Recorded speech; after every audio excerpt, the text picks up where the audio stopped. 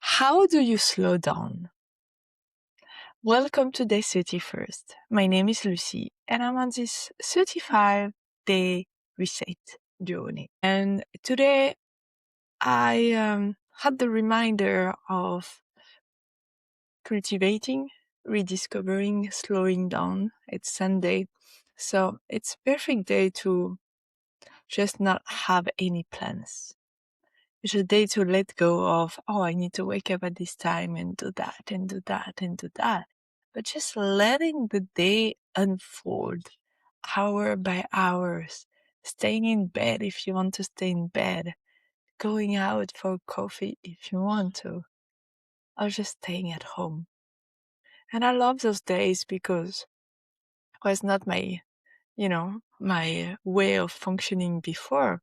But now I've been more embracing this freedom, this space. I think this is it. This is space when you can just be yourself during a day and not have any commitment and just wander and go and do things as they unfold, as you decide to do them, and have way more space for you to do the thing that you love, basically.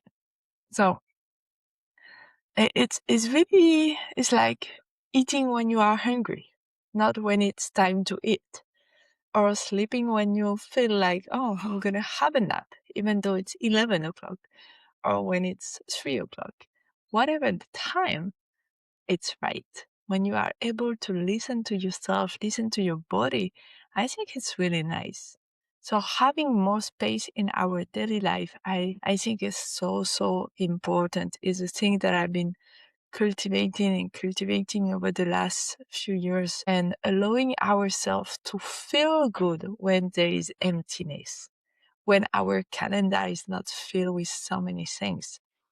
And at first it's disturbing, especially for me. I used to have a full calendar going on, planning for my friends and all those things to happen, because if not, I would have been just working. But when my calendar became empty, because I paused my business last year, it's another way, it's another moment where you have really to feel good with the emptiness. And the emptiness at first for me is scary, because it's like, oh my God, who I am now that my calendar is empty. And then you have so much space. But also the days continue to go so fast. So there's, I think, a middle way in all of that to find, to be, still working on things that are meaningful for you, but at the same time keeping space and emptiness for things that can come to you, for opportunities that you didn't have time before. Because when we have space, we can say yes to a last minute things. We can go on a trip that we didn't plan. All those things. And I love those last minute things because it's magic. It's like, I would love to do that now, and I can do it. And I can do it. So I love. So cultivating that an emptiness in your calendar, I think, is something very important. And if you can't do it on a weekly basis and a daily basis, maybe try once a week on Sunday, just letting yourself flow by the day, 1 hour at a time. And there is one thing that today I remind myself as well, is around the rhythm that we have. Every single person has a different rhythm. And we have to take time to learn to unfold what is our specific design around rhythm. Men and women are different. Men reset on a 24-hour basis. Women on the 28 days. So we are by design, men and women, different. So I think it's important to realize we don't have the same tempo. We don't have the same way to unfold things. We, as women, we cultivate more, we care more, we hold things, we bring things to more maturity than men will just switch on and switch off.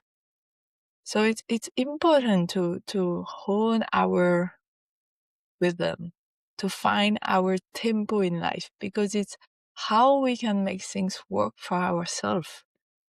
So you can test the water, understanding and finding the right rhythm for you. Took me time, really many times to find this.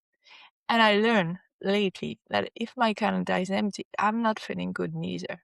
So I'm learning to balance it now. I'm learning to put a little bit more focus time and working time to, feel better and have those time to be focused and it's time to be relaxed. So I found myself finding this tempo very nice. So every single of us need to define our own tempo, and this is a reminder of today. And surprisingly as it is, today we are also the new moon, so it's very aligned with this for women 28 days, because the cycle of the moon is the same. And the new moon is about planting seed for what we desire. Is like this renewed energy, and it's beautiful, and when we are more aware about the moon cycle, we can also be more aware about our own cycle as a woman. So this is, there is no synchronicity in a way. It's right divine timing, and it's probably why today it touched that rhythm and then tempo, because of the moon. Probably it's probably this. So it's really about understanding that life is cooperating with us. More we follow our own rhythm, because this is how we can make things more in flow, more ease, more successful, without being draining in terms of energy. So this is it. And the card of today,